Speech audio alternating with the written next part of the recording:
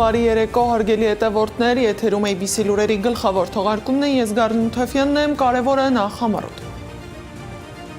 Քաղաքական ծրագիր, թե սահմանների խախտում, Մայրաթորը պնդում է, իշխանությունը փորձում է միջամտել եկեղեցու ներքին գործերին, Մայրաթորի կոշտ գնահատականը իշխող ուժի ծրագրին։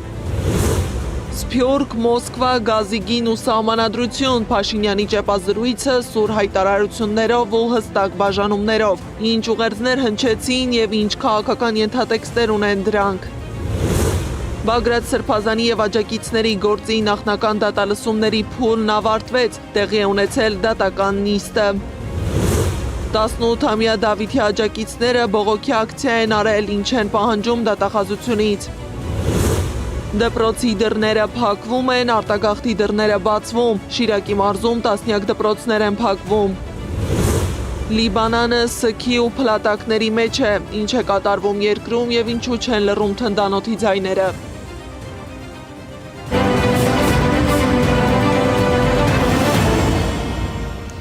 Մայրաթորը կոշտ հայտարարությամբ մեղադրում է իշխող ուժին հակաեկեղեցական քաղաքականության համար։ Եկեղեցին դատապարտող հայտարարություն է տարածել։ Շեշտել են եկեղեցու դեմ ակնհայտ ապօրինի գործողությունները շարունակելու նախընտրական խոսումներով ևս մեկ անգամ դրսևորվում է իշխող քաղաքական ուժի գաղափարախոսության հակաեկեղեցական ամբողջեությունը և նպատակը։ Մայրաթորը հայտարարել է, որ հայ առաքելական Սուրբ եկեղեցու հազարամյա առաքելությունը, նրա սրբազան ավանդույթներն ու հոգևոր կյանքը չպետք է քաղաքական շահարկումների առարկա դառնան։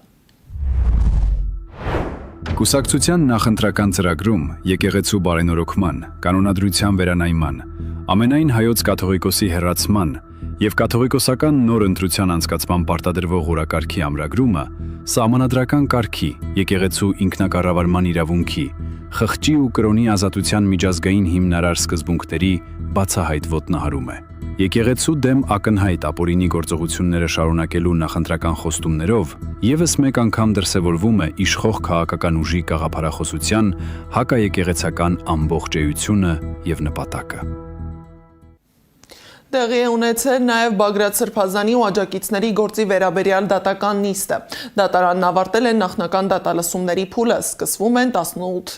մասնակիցների գործով հիմնական դատալսումները։ Բագրատ Սրբազանը հայտարարել է, որ դատարանում առանց հիմքերի շենք է կառուցվում։ Սրբազանը կրկին պահանջել է, որ մեղադրող կողմի ներկայացրած ձայնագրությունները փորձաքննություն անցնեն։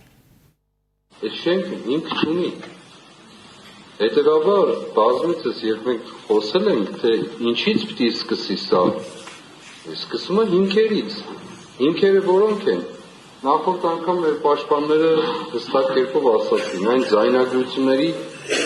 թույլատրելիության սկիզբը, ինչ հիմքով են մարդիկ թույլտվություն ստացել իբր թե ձայնագրություններ անելու համար։ Սա ամենակարևոր հիմքն է։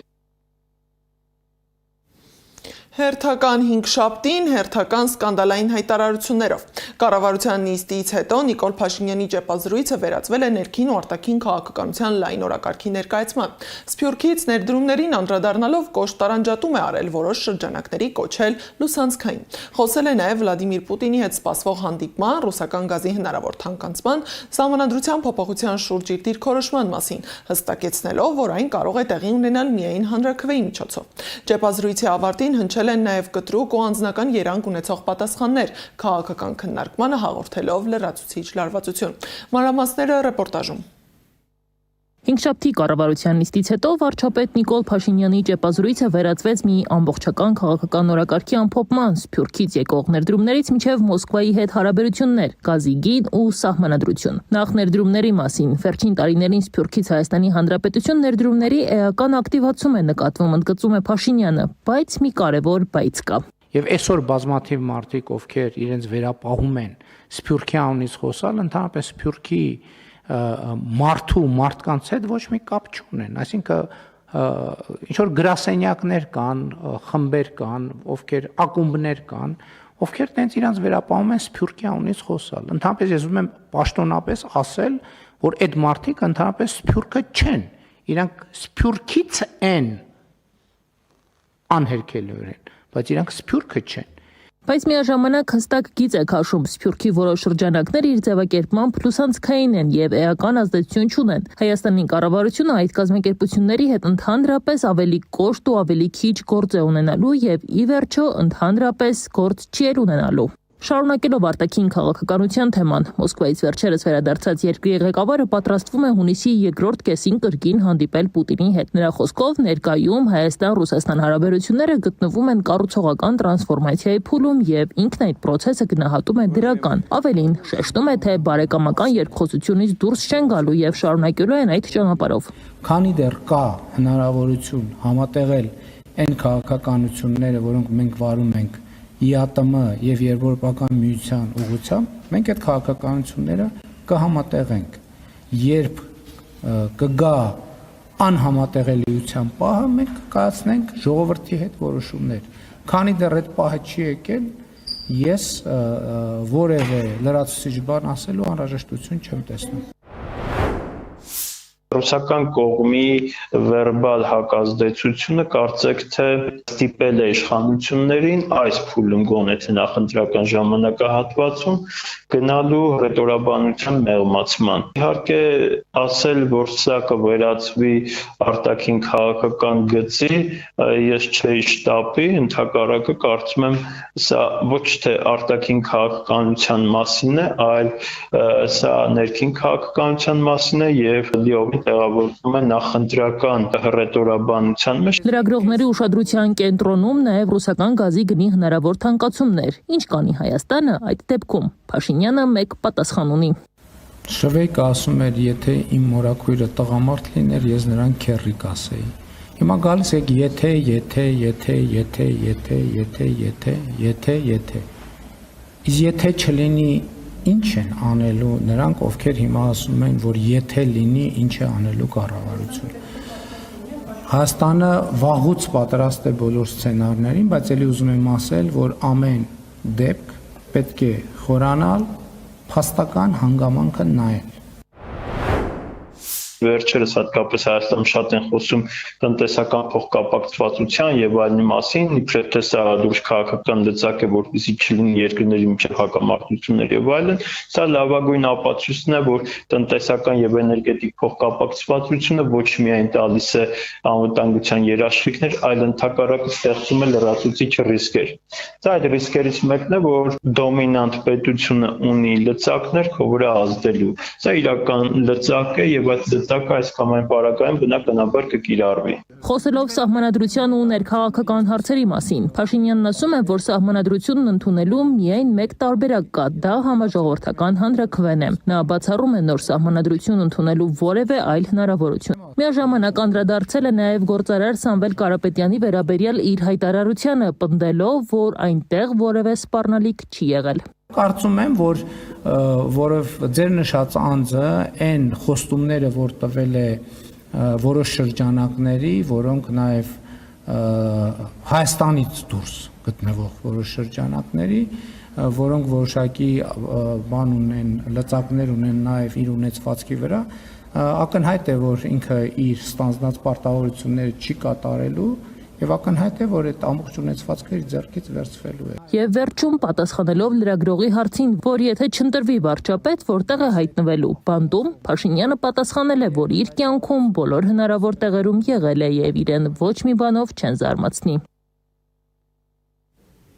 Լեմկինի անվան ցեղասպանության կանխարգելման եւ մարդկային անվտանգության ինստիտուտը խստորեն դատապարտում է Հայոց ցեղասպանության թանգարան ինստիտուտի տնօրեն դոկտոր Էդիտա Գզոյանի հարկադիր հրաժարականը, որը տեղի է ունեցել ԱՄՆ փոխնախագահ Վենսի Ծիծեռնակաբերդի հուշահամալիր կատարած այցից հետո։ Նրա հարկադիր հրաժարականը ցույց է տալիս Փաշինյանի քաղաքականության ավտորիտար ոճը, հայերի դեմ իրականացված ցեղասպանություններին վերաբերող պատմական արձանագրությունների քաղաքականացումը։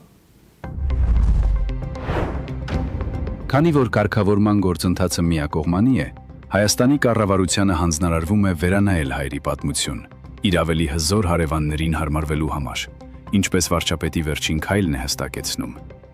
Այն փաստը, որ վարչապետը հայերի դեմ ադրբեջանական ագրեսիայի հարցը համարում է անհարմար թեմա, հաշվի առնելով նրա արտաքին քաղաքականությունը, չի փոխում տարածաշրջանի պատմությունը կամ դրա մասին գրված գիտական աշխատությունները։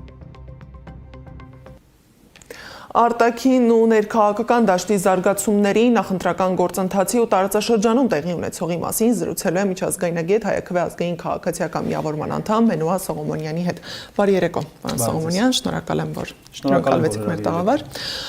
Փաշինյանն այսօր ճեպազրույցի ժամանակ հայտարարեց, որ Ռուսաստանի Դաշնության նախագահի հետ ունեն պայմանավորվածություն հանդիպելու հունիսի երկրորդ կեսին, այսինքն ընտրությունից հետո։ Սա մեսիջ է նաև Պուտինին, որ ինքը վստահ է վերընտրվելու է։ Ես կարծում եմ ավելի շատ մեսիջ է հանրությանը, որ իբրև թե ինքը Պուտինի դաբրոն ունի ընտրությունների գնալու։ Այս ամեն ինչը իհարկե դիտարկելի է նրա կեղծ հակառուսականության, հակառուսական խաղերի ծիրում։ Դուք տեսաք կադրերում ինչպես էր մոտենում եւ բարևում Պուտինին։ Իսկ այստեղ խորհրդարանից ասում է Ռուսաստանը մեր դեմ հիբրիդային սպառնալիքներ է տեղում եւ գնում են Եվրոպական միությունից էլ միլիոնավոր դոլարներ են վերցնում ռուսական հիբրիդային սպառնալիքների դեմ կռվելու համար։ Հիմա նման էր Պուտինին այսպես բարևող Փաշինյանը հիբրիդային սպառնալիքի ենթարկված մարդու։ Ես այդ նմանությունը չտեսա, ես այդ տպավորությունը չտեսա համենայն դեպս դրանից։ Եվ առհասարակ մեր այն հայրենակիցներ, ովքեր որ եւ Փաշինյանի աջակիցներն են, ուզում են, որ նա իշխի։ Եվ միևնույն ժամանակ ատում են ռուսներին։ Ատում են, որովհետեւ Փաշինյանը իր ձախողումներն ու իր տապալումները արդարացնելու համար մեղավոր է փնտրում եւ այս անգամ հատկապես Արցախի հանձնման համար։ Այդ մեղավոր նշանակում է ռուսներին եւ պարզապես այդ կեղծ հակառուսականության, որովհետեւ դա կեղծ է այդ հակառուսականությունը։ Այդ կեղծ հակառուսական խաղի շնորհիվ փորձում է պարզապես իր համար հենարան, քաղաքական հենարան ունենալ մեր շատ մոլորված միամիտ հայրենակիցների։ Պետք է բացել աչքերը եւ տեսնել, որ այստեղ ոչ մի լուրջ հակառուսականություն չկա։ Սա պարզապես խաղ է, իսկ ռուսական կողմի այդ արձագանքները, որ հնչեցին նախազգուշացման ձևով, հենց ի պատասխան հենց այդ ռետորիկայի է, որ գնում են Մոսկվայում եւ Պետերբուրգում ասում են, որ մեր մեջ հարաբերությունների կառուցողական տրանսֆորմացիա է տեղի ունենում եւ մենք բարեկամական երկխոսությունից դուրս չենք գալու, բայց ինքը Պարլամենտում ասում է, որ մեր վզից թոք են գցում եւ այդպես ման են տալիս, մեզ գաղութացնում են, իր մի շարք падգամավորները, ամենացինիկ հայտարարություններն են անում։ Եվ այդ ամեն ինչը հանդուրժվում է փաստորեն։ Փաստորեն իրենք պետք են դեռևս օգտագործվելու համար դեռևս պետք են։ Նախքան այս հայտարարությունն էլ Փաշինյան-Պուտին հանդիպում տեղի ունեցավ, որին հաջորդեցին կոշտ արձագանքներ Մոսկվայից, մասնավորապես ԵԱՏՄ-ԵՄ հարցի վերաբերյալ։ Այս հարցում Ռուսաստանի Դաշնության դիրքորոշումը հստակ է, երկու կազմակերպության միաժամանակ անդամակցությունը անհնար է։ Ինչ փուլ է մտնում այս պարագայում Հայաստան-Ռուսաստան հարաբերությունները, հաշվի առնելով երկու կողմից հնչող հայտարարությունները։ Ոչ մի փուլ էլ չի մտնում, իմ կարծիքով սա Ռուսաստանի կողմից պրեստիժի քաղաքականության դրսևորում է, ինքը պետք է ինչ-որ կերպ պատասխան տրվի, իրենց հանրությանն էլ է, չէ, հետաքրքրում, որ եթե Հայաստանի խորհրդարանում հակառուսական այդպիսի կոշտ հայտարարություններ են արվում, եթե Հայաստանում ինչ-որ հիմար օրենք է ընդունվում Եվրոպական միությանն անդամակցելու վերաբերյալ, երբ որ դրա հիմքերը, նախադրյալները բացարձակապես գոյություն չունեն, ռուսական հանրությունը իր իշխանություններից ինչ-որ բան սպասում է, որ պետք է այս ամենի վերաբերյալ ինչ-որ բան ասվի։ Եվ այդ ասվել է եղավ, այդ կոշտ հայտարարությունների ձևով արձագանք որպես։ Բայց ընդհանուր առմամբ նշված հայտարարությունների բովանդակությունը ինքը տրամաբանական բովանդակություն է, որովհետև հնարավոր չի լինել եւ ԵՄ-ի մեջ եւ ԵԱՏՄ-ի մեջ։ Չես կարող երկու կին ունենալ կամ երկու ամուսին ունենալ։ Կամ ունենալ մի կին կամ ամուսին ու ասել, որ գիտես, ես այն մեկին եմ ուզում ու մինչև այն մեկի հետ հարաբերություններս վերջնական չկարգավորեմ, քո հետ չեմ բաժանվելու։ Այդպես չի լինում, քո գործող կինը կամ քո գործող ամուսինը քեզ հարցեր է ունենալու, ասելու է, բա այդ դեպքում ով ես դու ինձ համար։ Բայց եթե այս ամեն ինչը իրական լիներ, հա, այդ ամուսինը կամ կինը մեծ աղմուկ բարձրացած կլիներ կամ ինչ-որ բաներ, այսինքն այդ գազի գնի թանկացումը արդեն եղած կլիներ, շատ ավելի ուրիշ բաներ գուցե եղած կլինեին։ Այնպես որ սա կեղծ հակառուսականություն է եւ այդ կեղծ հակառուսականության ժամանակ առ ժամանակ տրվող պատասխան վերահսկելի Մոսկվայի համար հակառուսականություն է, սա իմ դիրքորոշումը։ Պարոն Սողոմոնյան, նախընտրական process-ը մեկնարկել է, վերջերս տեղի ունեցավ մի փոփոխություն, որը լուրջ մտահոգությունների առիթ դարձավ, ազգային ժողովը ընդունեց մի նախագիծ, ըստ որի դաշինքների կուսակցությունների անվանումներում անձանուններ այլևս չի կարելի գործածել։ Ընտրությունից ընդամենը 2 ամիս առաջ նման փոփոխություն անելը խնդրահարույց է նաև համաձայն ընտրական միջազգային չափանիշների, Վենետիկի հանձնաժողովը բազմիցս նշել է, որ ընտրություններից անգամ 1 տարի առաջ չի կարելի անել նման փոփոխություններ։ Այս դեպքում ինչ ռիսկեր կան ու ինչու իշխանությունը ընտրեց այս փոփոխություններն անելու հենց այս ժամանակահատվածը, ինչու հիմա եւ ոչ օրինակ 1 կամ 2 ամիս առաջ։ Որովհետեւ վախկոտ իշխանություն ունենք, որովհետեւ թույլ իշխանություն ունենք, ով իրեն անվստահ է զգում, ով տեսնում է, որ ինքը ժողովրդի մեջ այլևս չունի վստահություն։ Նրանք դա տեսնում են, իրենց մաշկի վրա են զգում ամեն շաբաթ կիրակի իրենց այսպես կոչված կուսակցական քարոզարշավների ժամանակ տեսնում են, հասկանում են, որ մարդիկ իրենց չեն ընդունում։ Հասկանում են, որ թեև այդքան վախի մթնոլորտ են իրենք տարածել երկրում, բայց այդքանով հանդերձ մարդիկ են գտնվում, որ իրենց վատ բաներ են ասում։ Իրենց արհամարում են, իրենց անտեսում են։ Եվ հիմա նրանք անում են ամեն ինչ, ձեռքի տակ եկած ամեն ինչ անում են, որպեսզի իրենց մրցակիցներին ավելի վատ վիճակի մեջ գցեն։ Դուք շատ ճիշտ բան նշեցիք 2 ամիս առաջ։ Եթե 1 տարի առաջ կամ 2 տարի առաջ 8 տարի է իշխում էին, այդ նոր իմացան, որ օրինակ անձնանուն պետք է չլինի դաշինքի հետ կապված։ Չէ, նոր չիմացան։ Սա նման է մի իրավիճակի, երբ որ երկու բռնցքամարտիկ ռինգում իրար հետ բոքս են կպնում եւ մեկին տալիս են նաեւ փայտ։ Ասում են դու կարող ես փայտով էլ խփել։ Սա հենց այդ իրավիճակն է, երբ որ նրանք ունենալով այդ խորհրդարանական մեծամասնությունը, քաղաքական մեծամասնությունը անում են այն ինչ որ ուզում են։ Անում են, որովհետև թույլ են եւ անվստահ են։ Եթե նրանք լինեին ուժեղ եւ ինքնավստահ, նման փոփոխության չէին գնա։ Սա նման է լինելու նրան, որ օրինակ ասենք, երբ որ իրենք դառնան օրինակ ընդդիմություն, հաջորդ իշխանությունը ենթադրենք ընտրական օրենսգրքում գրի, որ պայմանագիր բառով կուսակցություն պետքա չլինի։ Իրենց անվանումն էլ քաղաքացիական պայմանագիր է։ Ու հիմնավոր են դա։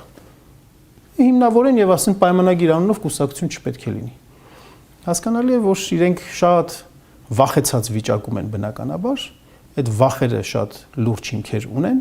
եւ դրա համար անում են հակաօրինական, հակաիրավական քայլեր,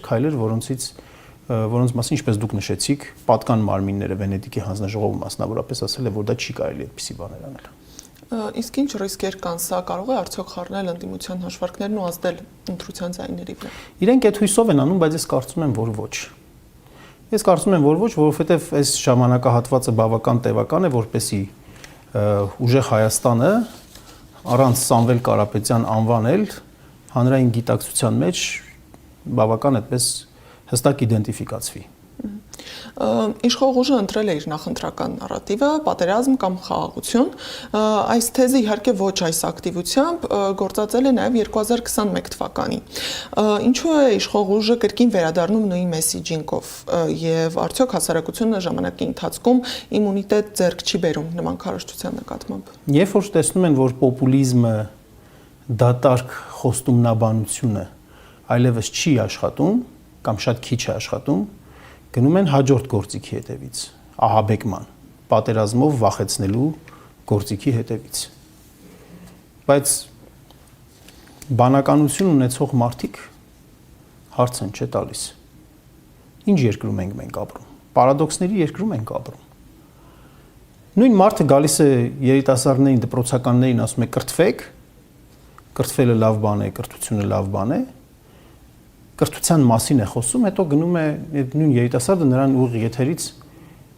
այն թիթիզ նշանները ցույց տալիս է տեսնում եւ ռաբիս երաշտություն է լսում։ Այդ նույն երիտասարդը դպրոցականը, որը դպրոցում կրթության ժամանակ իրեն ասում են, որ չփչփացնելով ուտելը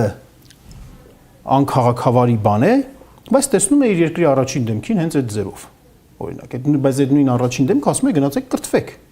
Հիմա այդ նույն դեմքը ասում է ես ձեզ խաղաղություն եմ բերում, այն դեպքում, որ ինքը մի քանի պատերազմ է բերել։ Շատ ակնհայտ է այստեղ։ Շատ ակնհայտ է, որ այսօր ադրբեջանցիները չեն կրակում, ֆորա են տալիս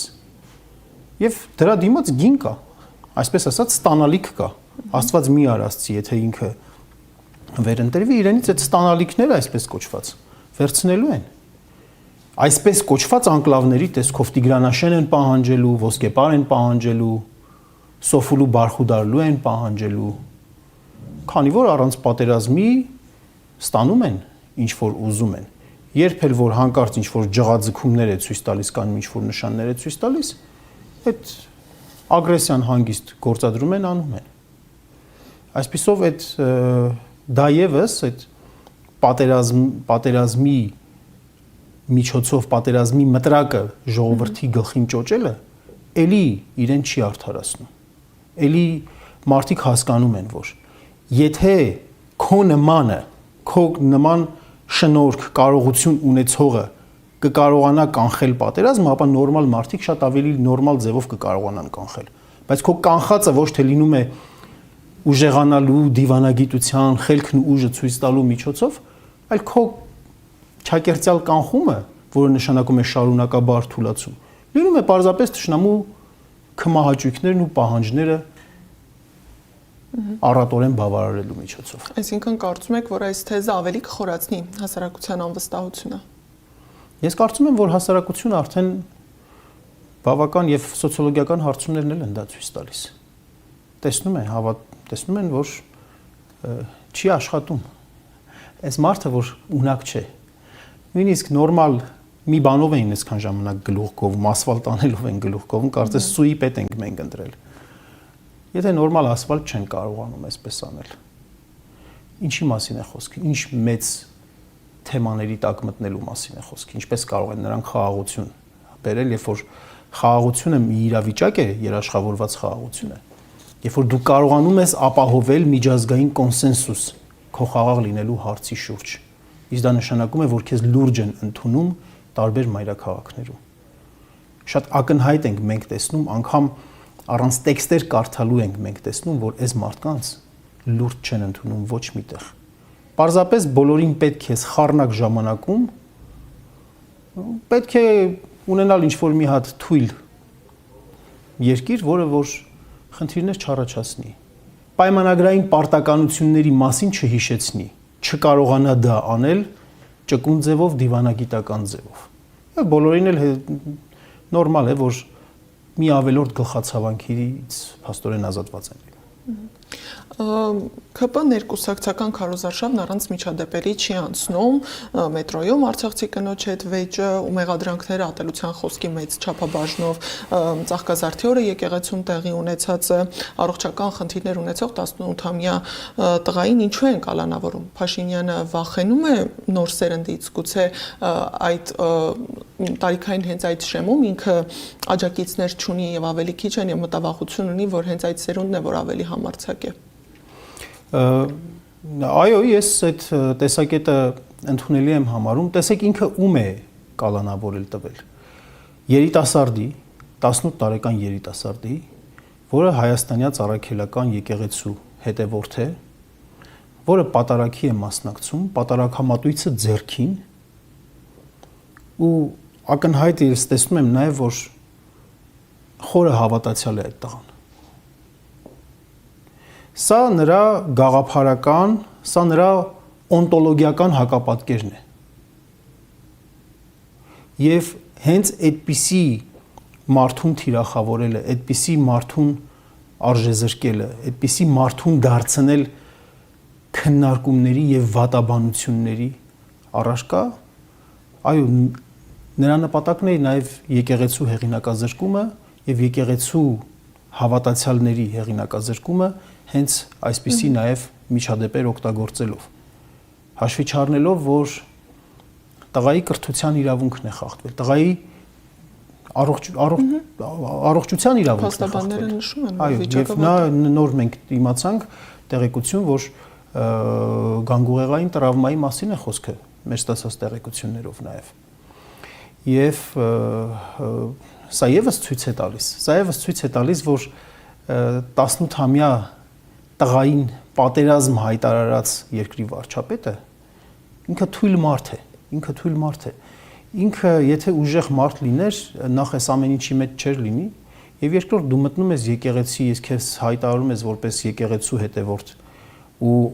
ախրանայով մարդկանց այս կողմ այն կողմ հրելով պետք է գնաս խորանի մոտ, ինչու ումից ես դու առավել։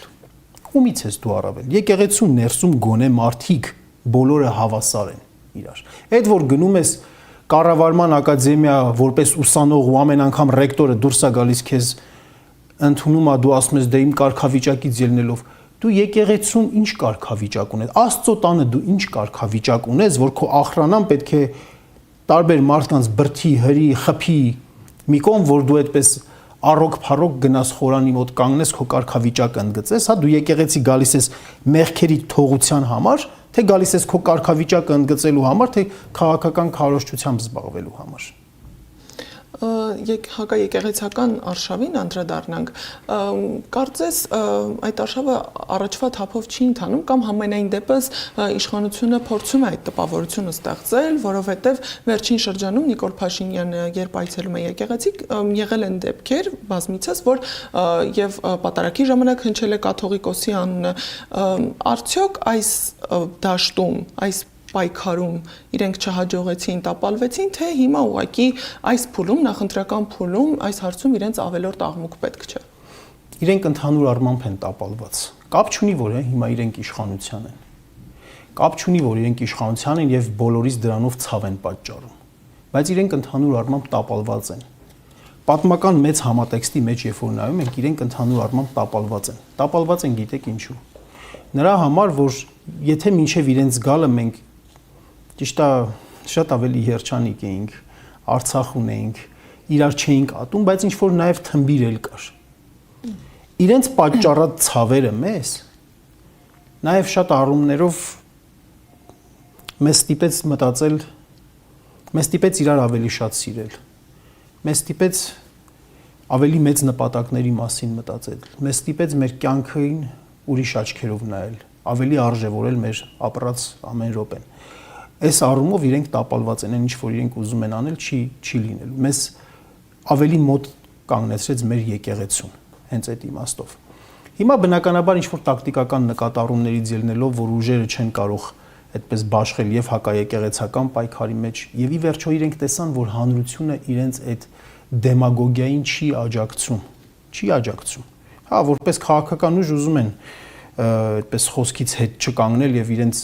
խայտարակ նախընտրական ծրագրում նաև գրել են կաթողիկոսին հրաժարական պարտադրելու մասին։ Այդ թող պարտադրեն, ենթադրեն կամ չգիտեմ ինչ անեն, կալանավորեն կամ սպանեն կամ ինչ է փոխվելու դրանից։ Հայաստանյա Ծառայքելական Սուրբ եկեղեցին 2000 գրեթե 2000 տարեկան է եւ բազմաթիվ փորձությունների, մեծ փորձությունների մեջով է անցել։ Բնականաբար իրենք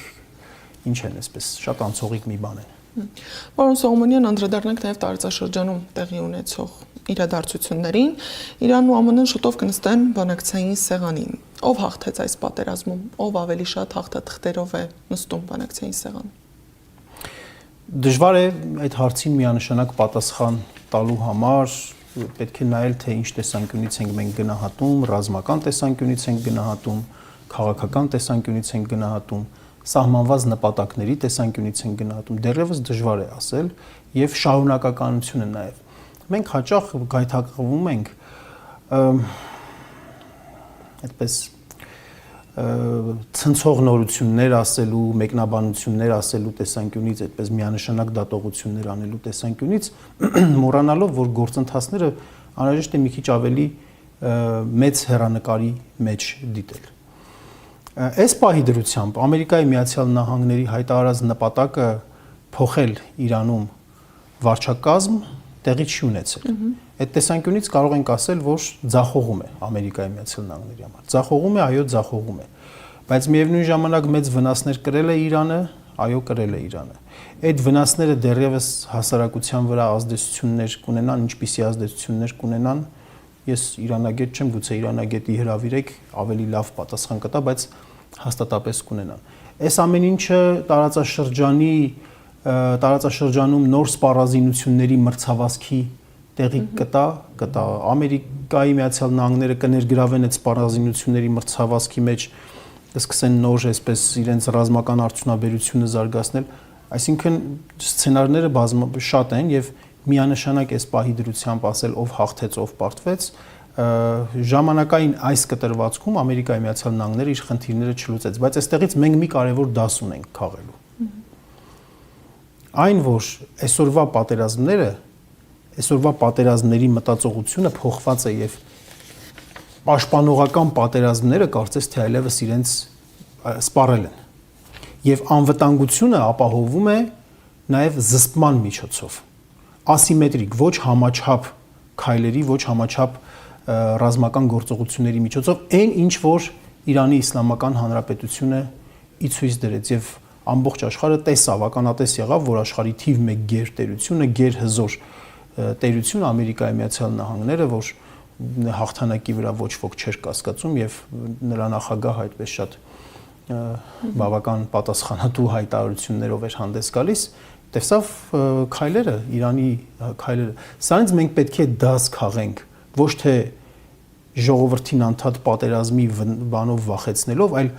նույնպես, եթե այս տարածաշրջանում ես ապրում, որտեղ 4 կողմդ գայլեր են,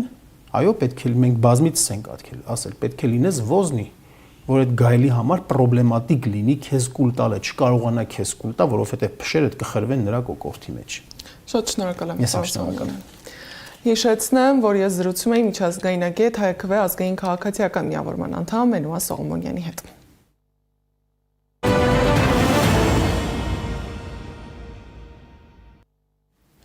Դատախազության դիմաց բողոքի ակցիա էր մեկ պահանջով փոխել 18-ամյա Դավիթ Մինասյանի խափանման միջոց կալանքը։ Երիտասարդի հարազատներն ու աջակիցները պնդում են նրա առողջական վիճակը կալանքի պայմանում վատթարանում է եւ արդեն վտանգում կյանքը։ Սակայն քաղաքացիների հետ հանդիպելու պահանջը մնաց անպատասխան, գլխավոր դատախազ Աննա Վարդապետյանը նրանց չընդունեց։ Ակցիայի մասնակիցները համոզված են խնդիրը միայն մեկ անձի ճակատագիրը չէ, այլ ավելի լայն երիտասարդների նկատմամբ կիրառվող ճնշումների մասին է, հատկապես նախընտրական փուլում։ Մինչ իրավապաշտպաններն ու փաստաբանները բարձրաձայնում են առողջական եւ իրավական լուրջ խնդիրների մասին, Դավիթի դասընկերներն ու աջակիցները շարունակում են պայքարը տարբեր կառույցների դիմաց, պահանջելով խնայել իրենց ընկերոջ կյանքը։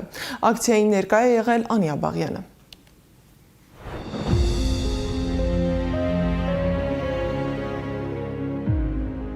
Այս պաստառը 18-ամյա դպրոցական Դավիթ Մինասյանին աջակցելու եկածների հիմնական ուղերձն էր։ 18-ամյա դպրոցականն առողջական շատ խնդիրներ ունի եւ նրա կյանքը վտանգված է կալանքի պայմաններում, պնդում էին հավաքվածները։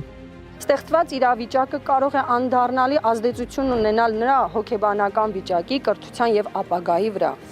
ինչպես նաեւ առողջության։ Մենք համոզված ենք, որ տվյալ իրավիճակում կիրառված խափանման միջոցը անհամաչափ ծանր հետևանքներ է առաջացնում, հատկապես հաշվի առնելով Դավիթի տարիքը եւ առողջական վիճակը։ Դատախազության դիմաց հավաքված քաղաքացիները Աննա Վարդապետյանի հետ էին ուզում հանդիպել, պահանջում էին փոխել 18-ամյա Դավիթի խափանման միջոց կալանքը։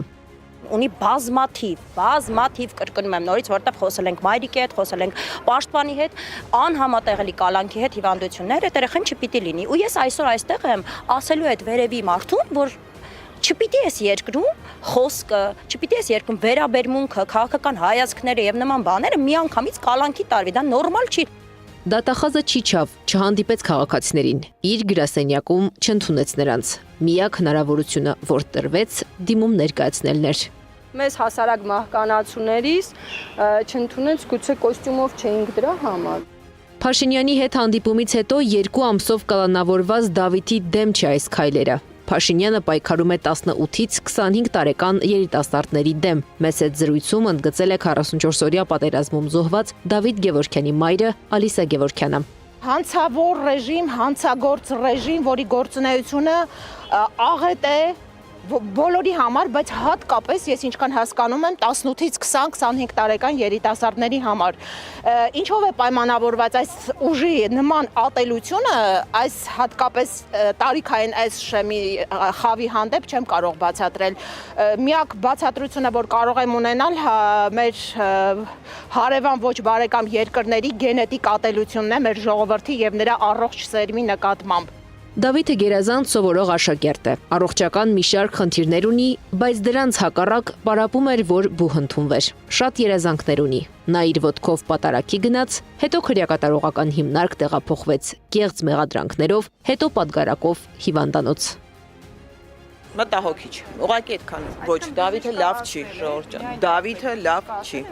Երիտասարդներին ճնշելու գործիք է կիրառում իշխանությունը հատկապես այս փուլում ընտրությունից 2 ամիս առաջ, կարծում է հանրային գործիչ Սամվել Աշոտյանը։ Ասում է, փորձում են վախեցնել, ճնշել երիտասարդներին։ Իրանք ազդակ են ուղարկում ընդհանուր երիտասարդությանը, որ ձեզ խելոք պահեք, որովհետև ոչ մեկը երաշխավորված չի, որ մենք ձեզ էլ չենք բանանելու, էլի այդ կարմիր գծերն անցնենք, ձեզ էլ չենք կալանավորելու, էլի ինչ-որ բաների համար, ցանկացած ինչ-որ բանի համար։ Զուգահեռ իրականությունում Դավիթի դասընկերներն ակցիաներ են իրականացնում մարդու իրավունքների պաշտպանի, Եվրամիության, ՄԱԿ-ի հայաստանյան գրասենյակի եւ դատախազության դիմաց։ Պահանջում են խնայել իրենց ընկերոջ կյանքը։ Լրագրողների հետ զրույցում մարդու իրավունքների պաշտպանն արձագանքել է, միջնորդել է փոխել Դավիթի խափանման միջոցը, թե ում է ասել, ինչ պատասխան ստացել, մարդու իրավունքների պաշտպանը չի հստակեցրել։ Այս եւ քաղաքացիների պահանջին ի պատասխան փաստաբանները այսօր ստացան վերահսկող դատախազի արդեն մուտքագրված նոր բողոքը, որ ներկայացրել էր ի վնաս Դավիթի, այն պայմաններում, երբ դատարանն ամբողջությամբ բավարարել էր մեղադրող կողմի պահանջները։ 18-ամյա աշակերտի առողջական վիճակն աստիճանաբար ծանրանում է։ Ծանրանում իրեն վերագրվող հոդվածի պես, որը ըստ փաստաբանների իրավական որևէ հիմք չունի։ Ճնշում, խեղճացնում են երիտասարդներին։ Անիա Բաղյան, Մհեր Դավթյան, Նոնա Գևորգյան, ABC Media։ Շիրակի սահմանամերձ գյուղերում դպրոցների դռները մեկը մյուսի հետևից փակվում են։ Կրթության օպտիմալացման ծրագրի շրջանակում բազմաթիվ համայնքների երեխաներ ստիպված են լինելու ամեն օր տասնյակ կիլոմետրեր անցնել այլ գյուղերում կրթություն ստանալու համար։ Սակայն բնակիչների համար սա միայն կրթական փոփոխություն չէ։ Նրանք համոզված են դպրոցների փակումը կարող է արագացնել առանց այդ էլ մտահոգիչ արտագաղթը։ Մինչ կրթության գիտության նախարարությունը վստահեցնում է, որ ճանապարհներ կվերանորոգվեն եւ տրանսպորտ կտրամադրվի, Շիրակի բնակիչները չեն հավատում խոստումներին։ Նրանց համար դպրոցի փակումը նշանակում է ոչ միայն երեխաների դժվարացած կրթություն, այլև համայնքների դատարկում, աշխատատեղերի կորուստ եւ սահմանամերձ բնակավայրերի ապագան հարցականի տակ դնել։ Մեր նկարահանող խումբն է եղել մարզում ու լսել բնակիչների մտահոգությունը։ Իմ լացս կգագիվես, որ իմ գյուղս կքայքայվի։ Շիրակի մարզի Աշոտք համայնքի մի քանի տասնյակ գյուղերում փակվում են դպրոցները։ Կրթության, գիտության, մշակույթի եւ սպորտի նախարարության որոշմամբ այս բնակավայրերի երեխաները ստիպված պիտի լինեն ամեն առավոտ տասնյակ կիլոմետրեր անցնել այլ բնակավայրում դպրոց հաճախելու համար։ Լուսինա Ավետիսյան դպրոցի տնօրենն գիտես իշխանն չարժվի որ դպրոց ունենանք։ Ինչ կան էին աշխատավարձ ստանում շատ չնչին գներով աշխատում էին, պայքարում էին, բայց այսօր դպրոց կքանդեն գեղերը։ 2021 թվականի նախընտրական քարոզարշավում, ապա արդեն որպես կառավարություն իշխող քաղաքական ուժը խոստացել էր 500 դպրոց կառուցել։ Շիրակում պատկերն այլ է։ Ամասիա եւ Աշոտք համայնքներում, Գյումրիում, Անի ու Ախուզյան համայնքներում մի քանի տասնյակ դպրոցներ փակվել են կամ փակվելու ճանապարհին են։ Հայ-թուրքական սահմանին գտնվող Կարմրավան գյուղը դրանցից մեկն է։ Դպրոցի տնօրենից ու ուսուցիչներից գյուղում գոհ են։ Նախարարության որոշումից դժգոհ։ Մեկը 6-րդ դասարան, մեկը 4-րդ դասարան, մեկն է առաջի դասարան պետք է ստա։ Ուր տանենք երեխեքին։ Հնարավորություն չկա։ Ուր տանենք։ Ստեղի ձմեռն շատ սաստիկ ձմեռ է եղնում։ Ուր տանենք երեխեքը, եթե տանենք յուղից յուղ ամեն օր ճամպեկը փաջուրեմս պետք է երեխեքը մնան անգրագետ, չպետք է կրանանք դպրոց տանենք բերենք։ Նախարարությունը վստահեցնում է, խնդիրներ չեն առաջանա, իրենք ճանապարհներն էլ կկառուցեն, երեխաների տեղափոխության համար տրանսպորտի միջոցներն էլ կապահովեն։ Որոշումն էլ դպրոցների օպտիմալացում են համարում։ Դպրոցներ տանող ճանապարհները վերանորոգվելու են, ինչը կնպաստի երեխաների անվտանգ տեղափոխմանը։ Երեխաների բնակավայրից բնակավայր տեղափոխումն իրականացվելու է հատուկ երեխաների համար նախատեսված տրանսպորտային միջոցներով։ Աշոտքում չեն հավատում խոստումներին։ Սենք ես երեխես առաջի դասարան է գնացել, ելնի այդ տրանսպորտին են կան սպասի, որ մինչև այդ 6-րդ դասարանի մեր երեխես դասից ելնի, որ նոր ես առաջի դասարանի երեխեն տուն գա։ Ինչ պետք է եղնի, թող այս հարցը կարգավորեն, մարզպետարանից կարգավորեն, դպրոցը չփակվի։ Մինչ կարմրավանցիները մարզպետարանին հորդորում են լուծել հարցը, մարզպետարանից բոլոր դպրոցների տնօրեններին հորդորում են չխոսել լրագրողների հետ։ Մեր նկարահանման ժամանակ էլ դպրոցների տնօրենները հրաժարվեցին կարծիք հայտնել։ Մարզպետարանը նախազգուշացրել էր լրագրողներին նույնիսկ դպրոց չթողնել։ Շիրակում այլ մտահոգություններ էլ ունեն։ Առանց դպրոցի դատարկվելու են, առանց այդ էլ դատարկվող սահմանամերձ գյուղերը։ Դիք շատ սխալ բան է, աղջիկ ջան։ Դպրոցը փակելով գյուղն էլ հետը կդատարկվի, քանի տուն բանկա, այնե թոնի կերտան։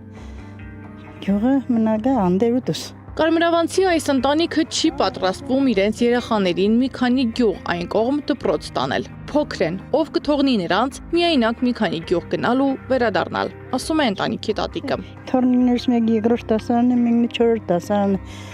Ով կթողնա իր այդ երեխեքին ներտան ուրիշ տեղեր։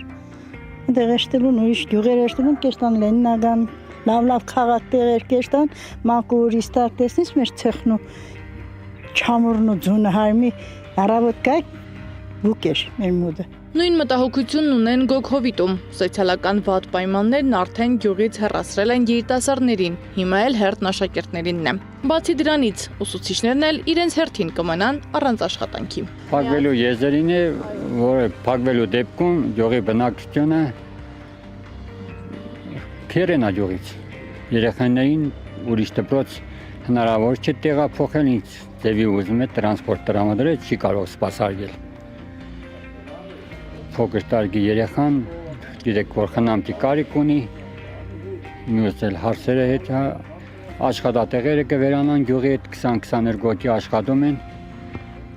Աշխատանք չի լինի այդ դեպքում, այդքանն էլ կմնան անգործ։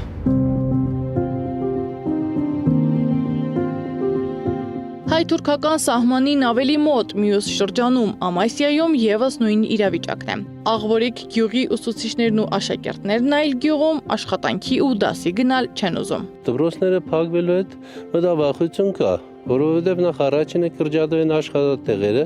հետո գյուղերը կդադարվի, ինչքան որ մնացել են, այս դպրոցների ու աշխատանքի համար են մնացել այս տարածաշրջանի վրա մարդիկ։ Եթե փակվան բնական է գյուղերը լրացությամբ կդադարվեն։ Հետո որ ասում են ուսուցումը լավ կլինի, ես կասկածում եմ, հա, կրտահամաններում կրա լավ լինի, ամեն ինչով հագեցված լինի դպրոցները, բայց տեղափոխման հարցը շատ լուրջ է։ 52 ընտանիք ունեցող այս գյուղը դպրոցի շենք չունի, որպես դպրոց ծառայում է համայնքապետարանի շենքը։ Այս դպրոցի փակվելու դեպքում երեխաները պիտի գնան Բավրայի դպրոց, 10 կիլոմետր հեռու։ Տրանսպորտ չի լինի, դրա համար մենք չենք կարող գնալ,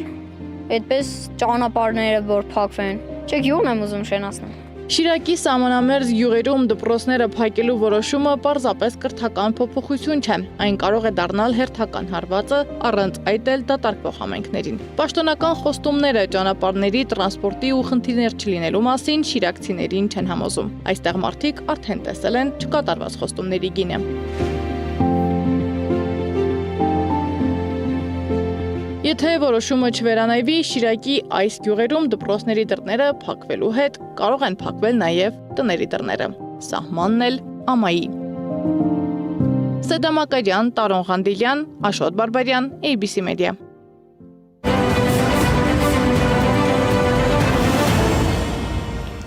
Հրադադարի համաձայնագրի համաձայն Իրան նորական 15 նավի կթույլատրի անցնել Հորմուզի նեղուցը։ ԵՄ արտաքին գործերի գերագույն հանձնակատար Կայա Կալասն էլ հայտարարել է, որ թեպետ ԱՄՆ-ի եւ Իրանի միջև հրադադարը մնում է փխրուն, բայց այլընտրանքը մռայլ է թվում։ Առաջնահերթությունը պետք է լինի Հորմուզի նեղուցի անհապաղ բացումը։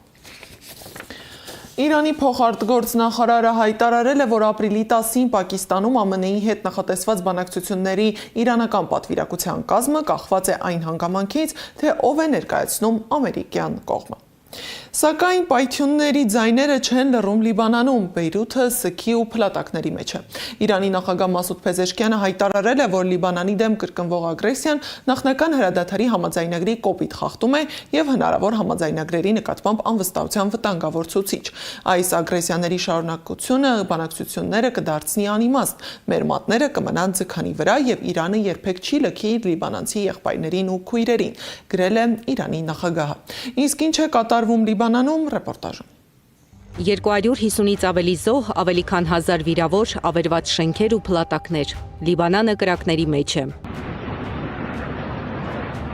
Երկրում սուգ է հայտարարվել։ Առողջապահության նախարարությունը հայտնում է, որ զոհերի թիվը կարող է աճել։ Թրամփի եւ նրա ընկերոջ Նեթանյահուի խոստացած երկշաբաթյա հրադադարը փաստորեն Լիբանանին չէր առնչվում։ Այդ մասին խոսել է հենց Նեթանյահուն։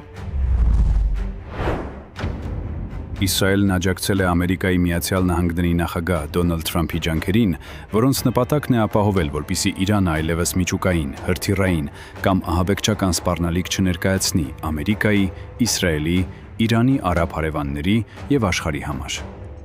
Իսկ Միացյալ Նահանգների փոխնախագահ Ջեյ Դի Վենսը հայտարարել է, որ Վաշինգտոնի եւ Թեհրանի միջև այս հարցում պարզապես թյուրըմբռնում կա։ Վենսը եւս նշել է, որ Միացյալ Նահանգները երբեք չի խոստացել Լիբանանը ներառել հրադադարի պայմաններում։ Մինչդեռ Միացյալ Նահանգներում Պակիստանի դեսպանը հայտարարել է, որ Լիբանանում հրադադարի հաստատումը Վաշինգտոնի, Թեհրանի եւ ներգրավված կողմերի միջև կնքված համաձայնագրի մաս է կազմում։ Ձեռք բերված համաձայնությունների եւ Պակիստանի միջնորդական դերի համաձայն Լիբանանը ներառված է հրադադարի համաձայնագրում։ Այս հարցը լիովին համաձայնեցրել են բոլոր կողմերը եւ դրա վերաբերյալ որևէ անորոշություն չկա։ Լիբանանահայ լրագրող Ծովակ Թազյանը նշել է, հրադադարից ժամեր անց է Լիբանանը դարձել հակամարտության ճակատ։ Վերջին տեղեկություններուն համաձայն արձանագրվեցան առնվազն 250 զոհ եւ 1000-ի ավելի վիրավոր։ Շատ հիվանդանոցներ լեցված են եւ գործեն ծայրահեղ ծանր պայմաններու տակ, մինչ բրգարար խումբերը գշարունակեն որոնել փլատակներու տակ մնացած անձեր։ Հարվածներուն տիրախ եղան ենթադրաբար ռազմական կետրոններ եւ զենքի բայեսներ, սակայն վնասված են նաեւ բնակելի շենքեր, ինչ որ պատճառ դարձավ քաղաքացիական մեծ կորուստներու։ Իսրայելը Լիբանանին ավելի քան 20 հարված է հասցրել, թիրախավորելով Բեյրութի կենտրոնական թաղամասերն ու հարավային արվարձանները։ Իսկ Իսրայելի բանակը հայտարարել է, որ սպանել է Հեզբոլլահի առաջնորդ Նաիմ Քասեմի անձնական քարտուղարին։ Հեզբոլլա շարժումը հայտարարել է, որ մտադիր է պատասխանել Իսրայելի հարվածներին, որոնք հանգեցրել են խաղաղ բնակիչների մահվան։ Իսրայելի հարվածների պատճառով զոհվել է նաև 3 լրագրող՝ լիբանանցի ռադիոհաղորդավար Ղադա Դայեհը, Ալմանարի լրագրող Սյուզան Խալիլը եւ Ալ Ջազիրայի լրագրող Մոհամմադ Վիշահը։ Լիբանանի շուրջ զարգացումները բողոքի ալիք են բարձրացրել Իրանում։ Գիշերը կրկին անցկացվել են զանգվածային հանրահավաքներ՝ ի նշան Լիբանանի հետ համերաշխության։ Ֆրանսիան ու Իսպանիան կոչ են արել հրադադար հաստատել նաև Լիբանանում։ Ֆրանսիայի նախագահ Էմանուել Մակրոնը հայտնել է, որ խոսել է Լիբանանի նախագահ Ժոզեֆ Աունի եւ վարչապետ Նավաֆ Սալամի հետ։ Լիբանանին Ֆրանսիայի լիակատար համերաշխությունն եմ հայտնել Իսրայելի կողմից այսօր հասցված անկանոն հարվածների կապակցությամբ, որոնք քաղաքացիական բնակչության շրջանում հանգեցրել են շատ մեծ թվով զոհերի։ Մենք ամենավճռական ձևով դատապարտում ենք այդ հարձակումները։ Դրանք անմիջական սպառնալիք են ներկայացնում ձեռքբերված հրադադարի մասին համաձայնությանը։ Այս համաձայնագիրը պետք է լիովին տարածվի Լիբանանի վրա։ Իսկ Իսպանիայի վարչապետ Պեդրո Սանչեսը փաստել է, որ Իսրայելի առաջնորդ Բենյամին Նեթանյահուն ամենակոշտ հարձակումն է իրականացրել Լիբանանի վրա։ Կյանքի եւ միջազգային իրավունքի նկատմամբ նրա արհամարհանքը անթույլատրելի է։ Ժամանակն է հստակ ասել. Լիբանանի վրա եւս պետք է տարածվի հրադադարի մասին համաձայնագիրը, եւ այս հանցավոր գործողությունների համար անպատժելիություն չպետք է լինի։ Նրա խոսքով միջազգային հանրությունը պետք է դատապարտի միջազգային իրավունքի այս նոր խախտումը։ Եվրամիությունը պետք է կասեցնի Իսրայելի հետ ասոցացման համաձայնագրի գործողությունը։ Երևանը նույնպես անդրադարձել է տիրող վիճակին։ Հայաստանի արտաքին գործերի նախարարությունը ցավակցություն է հայտնել Լիբանանում տեղի ունեցածի կապակցությամբ եւ հույս հայտնել, որ լարվածությունը կթուլանա եւ ռազմական գործողությունները շուտով կդադարեն։ Զարա Սարգսյան, Սվետլանա Պետրոսյան, Գեգամ Ղազարյան, ABC Media։ Այս ժամի համար նախատեսել էինք այսքանը, շարունակեք հետևել մեզ YouTube-ում, Facebook-ում, Telegram-ում, WhatsApp-ում, Instagram-ում, TikTok-ում կամ այցելեք մեր պաշտոնական կայք www.abcmedia.am։ Ժամը 21-ին լուրերի ամփոփիչ թողարկումն է, եթերում կլինի Սվետլանա Պետրոսյանը։